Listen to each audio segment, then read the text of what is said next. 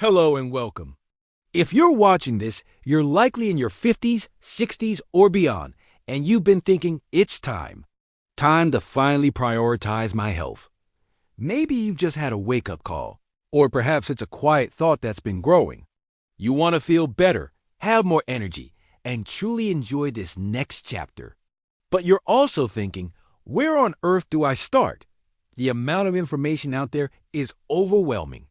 Keto, intermittent fasting, high-intensity workouts. It's enough to make anyone want to just sit back down on the couch. I want you to take a deep breath with me. In and out. Good. Because today, we're cutting through the noise. This isn't about a drastic, unsustainable overhaul. This is about laying a strong, simple, and powerful foundation. We're going to talk about your first 5 steps, not 50. Just 5. These are the non-negotiable, back-to-basic steps that will have the biggest impact on how you feel right now. They are the launch pad for everything else. So grab a notebook if you like, get comfortable, and let's begin your journey. The first step, and perhaps the most important mindset shift you will make, is this: prioritize consistency over intensity. For decades, we've been told that exercise has to be hard, that we have to push until it hurts, that we need to be drenched in sweat to have done anything worthwhile. I'm here to tell you that for us right now, that is not only wrong, it's potentially dangerous.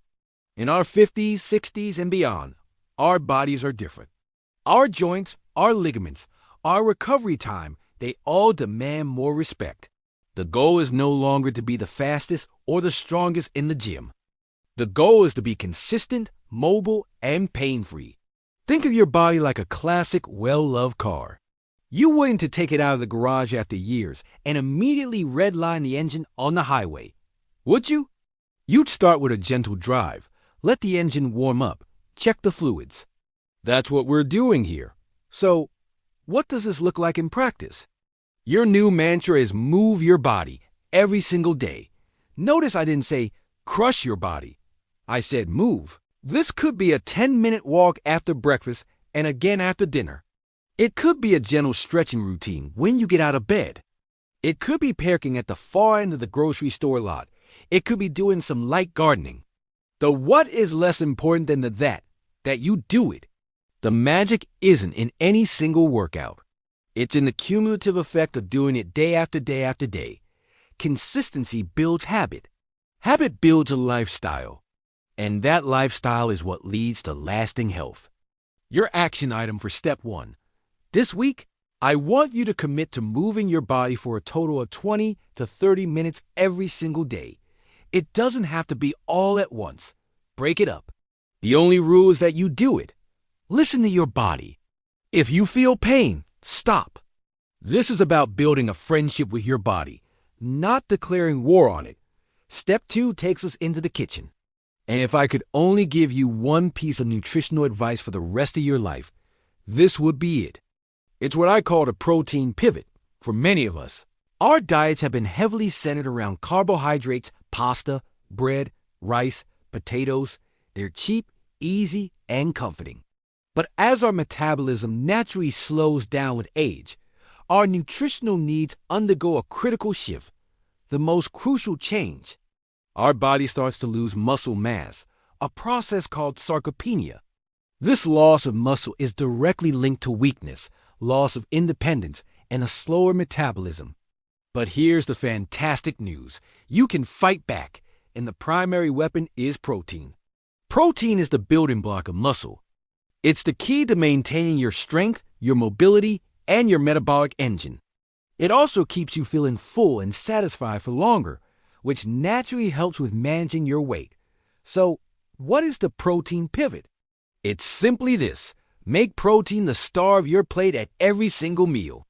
Let's break this down visually. Imagine your dinner plate.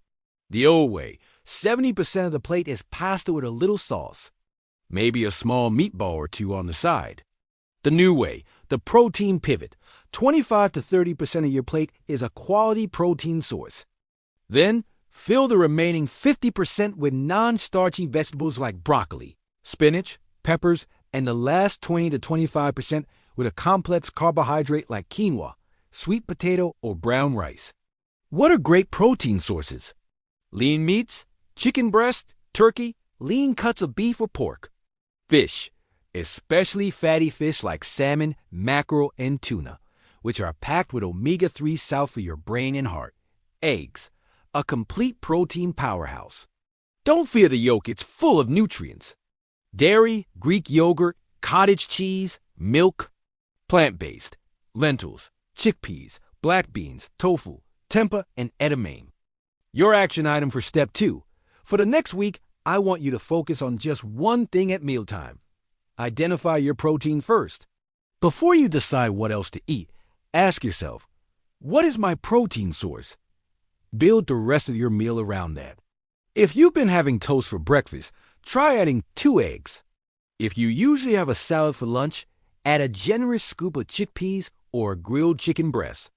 This single shift is a game changer. Step 3 is about something so simple, so basic, that we almost always overlook it.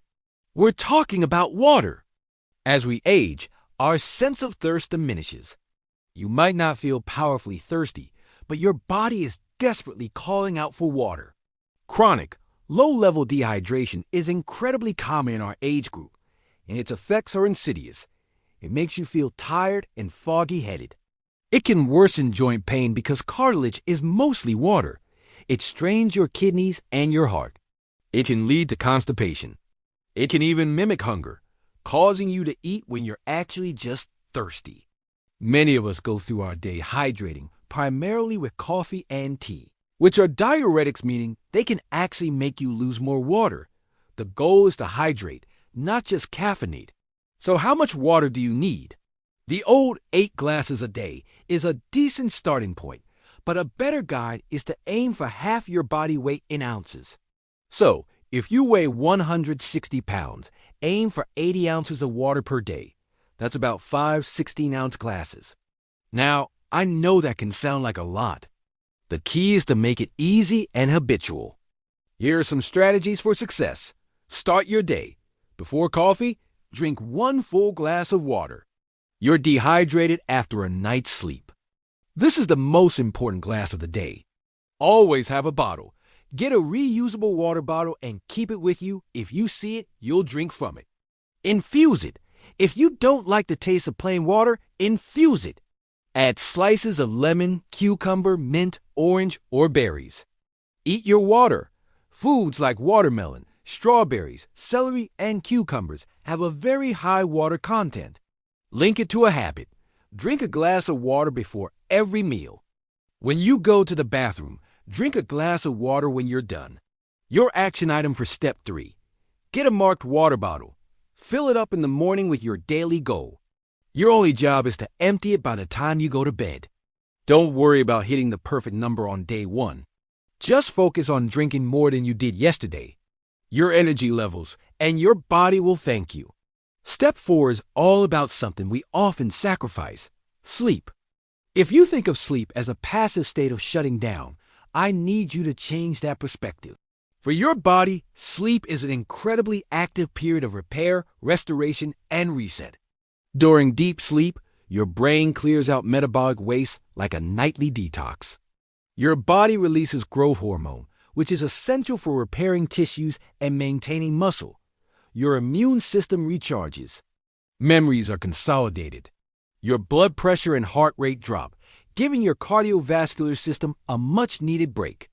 When you shortchange your sleep, you are shortchanging your health. You're more likely to gain weight, feel irritable, have brain fog, and be at higher risk for chronic diseases. So how do we improve it? We protect our sleep sanctuary. This isn't just about the number of hours, it's about the quality of those hours.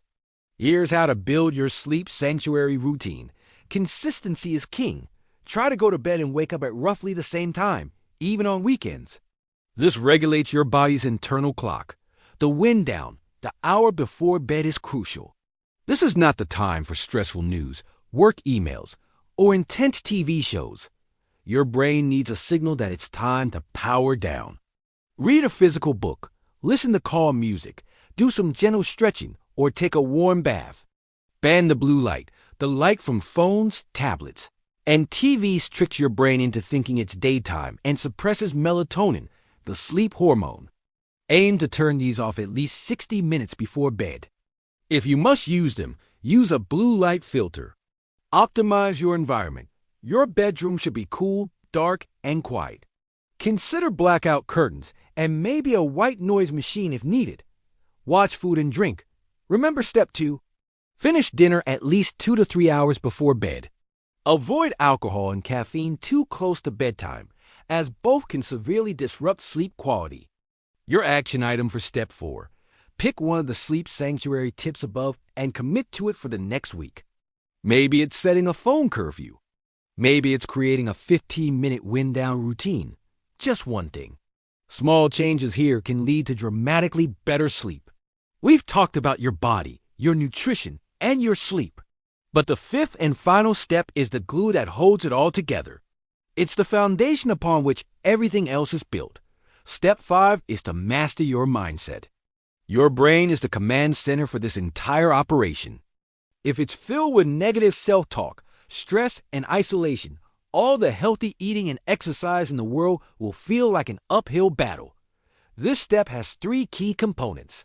First, banish the "I'm too old" narrative. This is critical. Every time you say, "I'm too old to start," or "it's too late for me," you are building your own prison. Your body listens to your beliefs. It is never too late to feel better. The human body is remarkably responsive at any age. Trade "I'm too old" for "I'm strong enough to start." Second, make it social. Loneliness is a health risk. Connection is medicine. Involve others in your journey. Call a friend and ask them to be your walking buddy. Join a beginner's yoga class for seniors. Cook a healthy new recipe with your partner. Sharing the journey makes it more fun and keeps you accountable.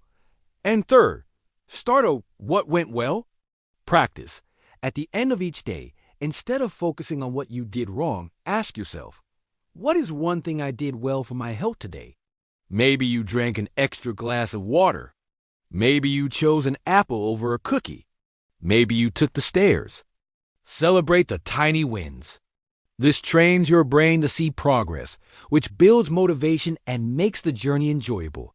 Your action item for step 5. Tonight, before you go to sleep, ask yourself that one question.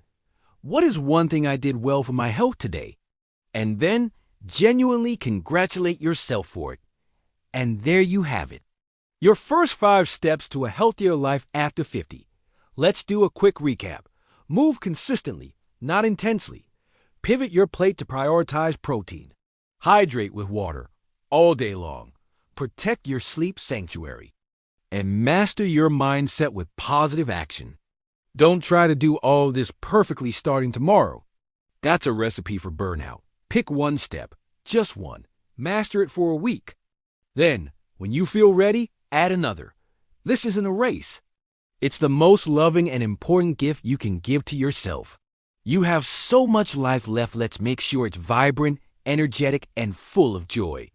Which step will you start with first? Let us know in the comments. Thank you for watching. I believe in you. Now, go and take that first small, powerful step.